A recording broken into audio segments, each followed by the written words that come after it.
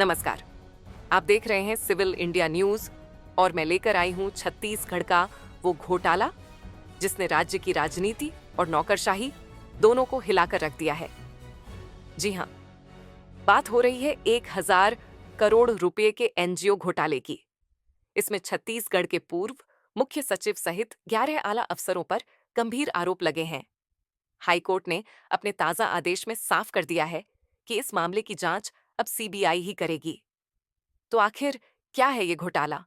किस तरह अफसरों ने फर्जी एनजीओ बनाकर सरकारी खजाने को चूना लगाया?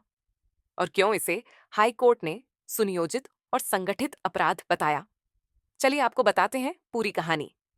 मामला है समाज कल्याण विभाग के अधीन चल रहे राज्य स्रोत निडोटर शक्तजन संस्थान का।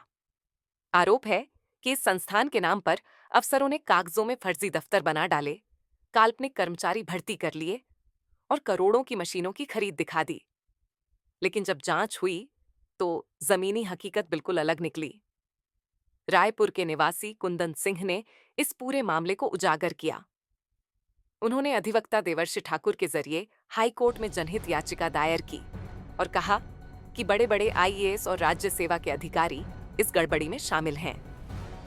कोर्ट ने शिकायत को गंभीर मानते हुए पहले राज्य सरकार से रिपोर्ट मांगी और जब मुख्य सचिव अजय सिंह की जांच रिपोर्ट सामने आई तो उसमें साफ तौर पर फर्जीवाड़े की पुष्टि हुई। जांच रिपोर्ट में कई चौंकाने वाली बातें सामने आईं।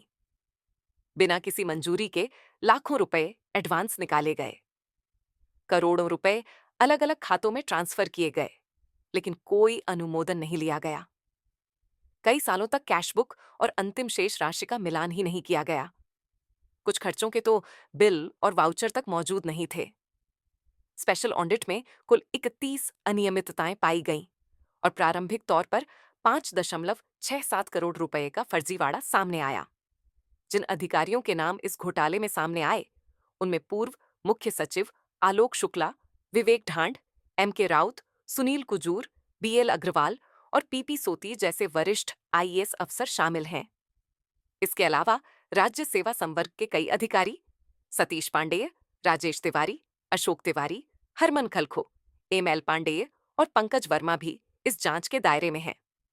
अब आपको बताते हैं कानूनी लड़ाई की कहानी। हाईकोर्ट ने जब मामले को देखा तो 2020 में सीबीआई जांच का आदेश दिया। इसके बाद सीबीआई ने एफआईआर दर्ज कर ली और जांच शुरू भी कर दी। लेकिन तभी आरोपी अधिकारियों ने सुप्रीम कोर्ट में अपील की और जांच पर अस्थायी रोक लग गई। सुप्रीम कोर्ट ने कहा कि सभी पक्षों को सुने बिना आदेश जारी हुआ था, इसलिए मामला दोबारा हाईकोर्ट को भेजा जाता है। और अब हाईकोर्ट ने सभी पक्षों की दलीलें सुनने के बाद एक बार फिर साफ कर दिया है कि इस घोटाले की जांच सीबीआई ही करेगी। अदालत ने कहा कि यह सुनियोजित अपराध है जिसमें ऊंचे पदों पर बैठे अफसर शामिल हैं। ऐसे में राज्य की एजेंसी पर भरोसा नहीं किया जा सकता। हाईकोर्ट ने अपने आदेश में यह भी कहा कि सीबीआई 15 दिनों के भीतर संबंधित विभागों और कार्यालयों से सभी मूल दस्तावेज जब्त करे और जांच को निष्पक्ष और तेजी से पूरा करे। दर्शकों, इस पूरे मामले ने छत्तीसगढ़ की राजनीति और नौकरशाही में हलचल मचा दी है। सोचिए, जिन पर जनता का पैसा सुरक्षित रखने की जिम्मेदारी थी, वही आरोपी बनकर खड़े हैं। सवाल यह है कि क्या वाकई दोषी सलाखों के पीछे पहुंचेंगे? और क्या इस 1,000 करोड़ रुपए के घोटाले की पूरी सच्चाई सामने आ पाएगी? तो फिलहाल के लिए इतना ही। देखते रहिए सिविल इंडिया न्यूज, जहां हम आपको दिखाते हैं हर बड़ी खबर सबसे पहले